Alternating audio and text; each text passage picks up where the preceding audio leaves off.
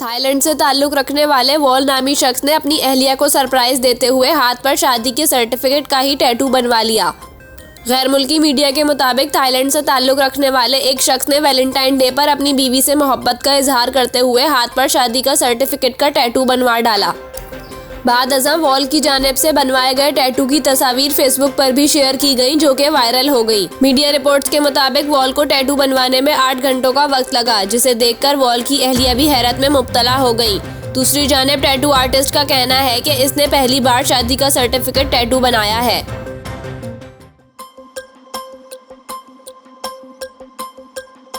Micro blogging site Twitter ने भारत में अपने 3 में से 2 दफातर बंद कर दिए। भारतीय मीडिया के मुताबिक ट्विटर के मालिक एलॉन मस्क ने दिल्ली और मुंबई में अपने दफातर बंद करते हुए मुलाजमीन को घरों से काम करने की हिदायत कर दी है। मीडिया रिपोर्ट्स के मुताबिक ट्विटर के दफातर को बंद करने के फैसले को अखराजात में कमी से मुताल्लिक इक़दाम करार दिया है। इससे कबल ट्विटर ने भारत में अपने 90% मुलाजमीन को फारिग कर दिया था, जिसके बाद अब दिल्ली और मुंबई दफातर के हवाले से अहम फैसला किया गया है। भारतीय मीडिया के मुताबिक ट्विटर बेंगलोर में वाक़ अपने ऑफिस से ऑपरेशंस को जारी रखेगा। ट्विटर का कंट्रोल संभालने के बाद से एलॉन मस्क अब तक दुनिया भर में ट्विटर के मुत्तहिद मुलाजमीन को फारिग कर चुके हैं, जबकि कई दफातर भी बंद किए जा चुके हैं।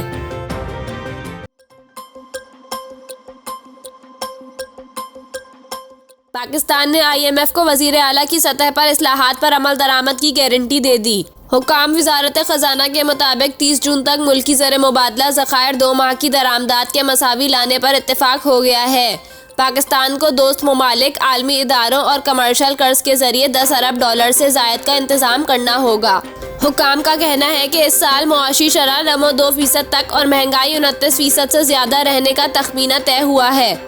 ज़राए के मुताबिक पाकिस्तान ने IMF को वज़ीर आज़म की सतह पर इस्लाहात पर अमल दरामद की गारंटी दे दी है।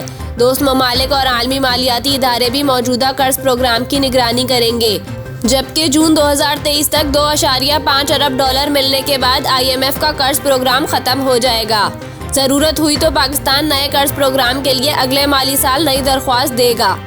हुकाम के मुताबिक IMF का एग्जीक्यूटिव बोर्ड मुआहदे के 3 से 4 हफ्ते बाद 1.1 अरब डॉलर किस्त की मंजूरी देगा, जबकि पाकिस्तान का मफाद है कि IMF प्रोग्राम में रहा जाए।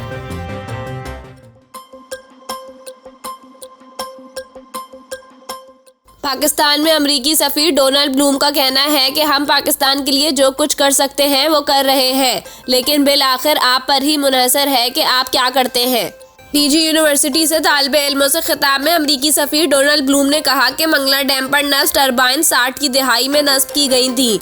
हम मंगला डैम में नस्ब तमाम टरबाइन जदीद टरबाइन से बदल रहे हैं। अमरीकी सफ़ीर का कहना था कि हम पाकिस्तान के लिए जो कुछ कर सकते हैं वो कर रहे हैं, लेकिन बिल आखिर आप पर ही मुनहसर है कि आप क्या करते हैं। दूसरी जानिब अमरीकी महकमा खारजा के डिप्टी असिस्टेंट सेक्रेटरी बराए पाकिस्तान और जनूबी एशिया एलिज़ाबेथ होर्सेट ने कहा कि पाकिस्तान और अमरीका के दरमियान ताल्लुकात का मरकज़ अवाम है।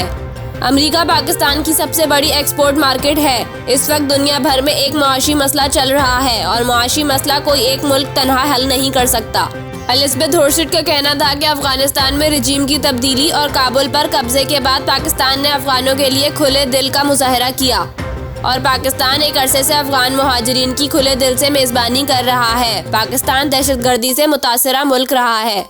उन्होंने मजीद कहा कि पेशावर मस्जिद में होने वाला हवलनाक वाक़या बहुत तकलीफदा था। दहशतगर्दी से निमटना सिर्फ पाकिस्तान और अमरीका का नहीं, आलमी बिरादरी का मसला है। अमरीका दहशतगर्दी की रोकथाम के लिए पाकिस्तान की हिमायत जारी रखेगा। दहशतगर्दी की रोकथाम के लिए दोनों ममालिक के दरमियान सिक्योरिटी मुज़ाकरात चंद हफ्तों में होंगे। एलिज़ाबेथ होर्सेट का कहना था कि सिर्फ तालिबान ही नहीं, अल-कायदा और दीगर तशद्दुद पसंद जमातें भी दहशतगर्दी में मुलव्विस रही हैं।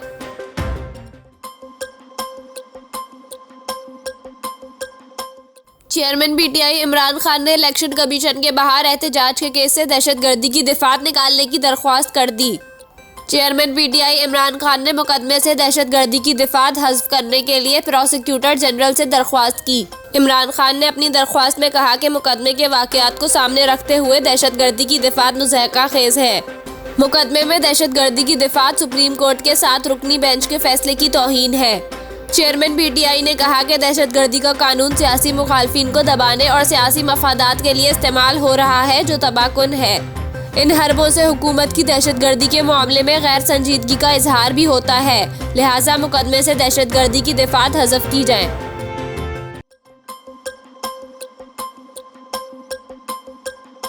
मुस्लिम लीग नून के रहनुमा और वजीर दिफा ख्वाजा आसिफ ने इमरान खान को आड़े हाथों ले लिया।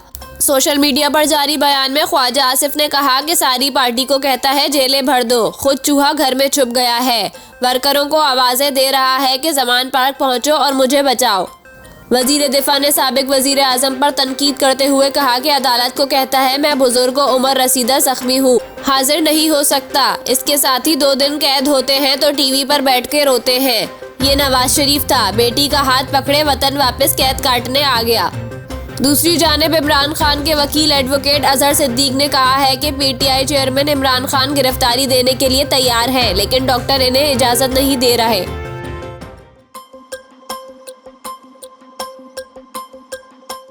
वफाकी वजीर दाखिला राना सनाउल्लाह का कहना है कि chief justice Umar Ata बंदियार suo motu लेकर साबिक वजीर आला परवेज इलाही की ऑडियो का फ्रांसिक कराएं।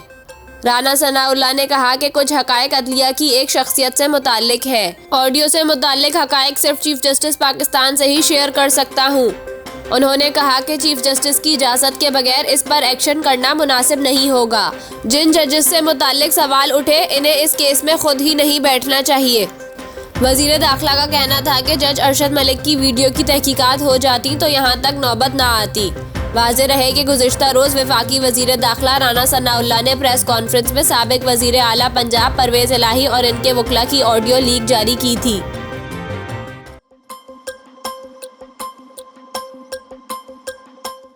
साबिक वजीर दाखिला शेख रशीद का कहना है कि 15 दिन ससुराल में गुजारे, घबराने वाला नहीं। अडियाला जेल से रिहाई के बाद लाल हवेली वापसी पर शेख रशीद ने कहा कि 2 रातें और 2 दिन मुझ पर भारी थे। 15 दिन ससुराल में गुजारे, घबराने वाला नहीं। मेरा फ़ोन, घड़ियाँ, मेरे पैसे वापस पहुँचाए जाएं वरना मुकदमा करवाऊंगा। उन्होंने कहा कि पहले भी 7.5 साल कैद काट कर निकला हूँ। पाकिस्तान को अल्लाह के बाद अदलिया बचा सकती है। वाज़ेह रहे कि गुज़िश्ता रोज़ इस्लामाबाद हाई कोर्ट की जानिब से जमानत मंजूर होने के बाद शेख रशीद अहमद को अडियाला जेल से रिहा किया गया। इनकी जमानत 50,000 रुपए के जमानती मचलकों के एवज मंजूर की गई।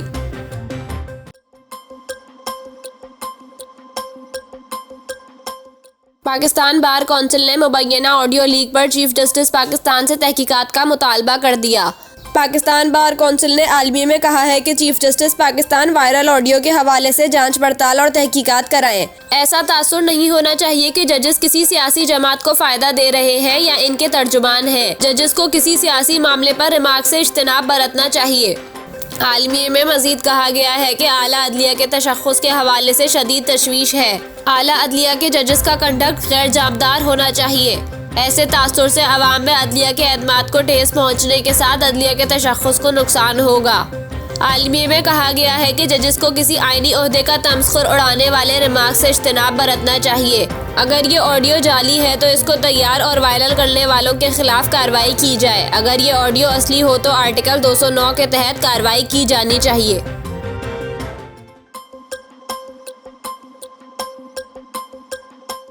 पंजाब में इंतखाबात की तारीख के तयीन के लिए स्पीकर पंजाब असेंबली सिप्तैन खान ने आरिफ अलवी को खत लिख दिया, जिसकी नकूल चीफ इलेक्शन कमिश्नर और गवर्नर पंजाब को भी भिजवाई गई है। स्पीकर पंजाब असेंबली सिप्तैन खान की जानिब से सदर मुमलिकत को लिखे गए खत में कहा गया है कि पंजाब असेंबली की तहलील के बाद मैंने गवर्नर पंजाब को 90 रोज की आईनी मुद्दत के दौरान इंतखाबात के इनेकाद के लिए तारीख के तयीन की निशानदही की। इलेक्शन कमीशन ने भी गवर्नर पंजाब से इंतखाबात की तारीख की तयीन का तकाजा किया, जिस पर गवर्नर पंजाब ने जवाबी खत में मौक़िफ़ इख्तियार किया कि असेंबली इनके दस्तखतों से तहलील नहीं हुई, इसलिए आईनी तौर पर वो इंतखाबात की तारीख देने के पाबंद नहीं। खत में मजीद कहा गया है कि तहरीक इंसाफ की दरख्वास्त पर लाहौर हाई कोर्ट ने इलेक्शन कमीशन गवर्नर से मुशावरत के बाद इंतखाबात की तारीख के तयीन के अहकामात सादिर किए। लाहौर हाई कोर्ट के अहकामात पर गवर्नर और इलेक्शन कमीशन के माबैन नाकाबिले जवाज़ ताख़ीर का मुजाहरा किया गया। आईनी फ़राइज़ की अंजामदही और अदालती अहकामात पर अमल दरामद में नाकामी आइन से सरी इन्हराफ है। आइन से इन्हराफ की राह रोकने के लिए सरबराह रियासत की फौरी मुदाखलत नागुज़ीर है। स्पीकर ने अपने खत में कहा कि इलेक्शन एक्ट 2017 का आर्टिकल 57(1) आपको इंतखाबात के इनेकाद के आईनी तकाजे की अंजामदही के इख्तियारात सौंपता है। लिहाजा आप आइन से मजीद इनहराफ की राह रोकने के लिए फौरी तौर पर पंजाब में इंतखाबात की तारीख का ऐलान करें।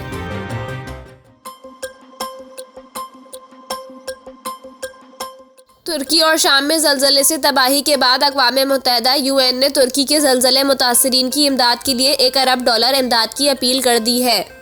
इससे कबल अक़वाम मुत्तहिदा की जानिब से शाम के ज़लज़ला मुतासरीन के लिए भी $40 करोड़ की इमदाद की अपील की गई थी। UNAID के सरबराह का कहना था कि शाम और तुर्की के ज़लज़ला मुतासरीन नाकाबिले बयान मुसीबत से गुजर रहे हैं। हमें इस मुश्किल वक्त में इनके साथ खड़ा होने की ज़रूरत है। उन्होंने कहा कि इस बात को यकीनी बनाने की ज़रूरत है कि इन्हें वो मदद मिल रही है जिसकी इन्हें इस वक्त सख्त ज़रूरत है। वाज़ेह रहे कि दोनों मुमालिक में ज़लज़ले से मजमूई अमवात 42,000 तक पहुँच चुकी हैं। ज़लज़ले के नतीजे में तुर्की में अमवात की तादाद 36,187, जबकि शाम में मजमूई अमवात 5,800 से तजावुज़ कर गई है।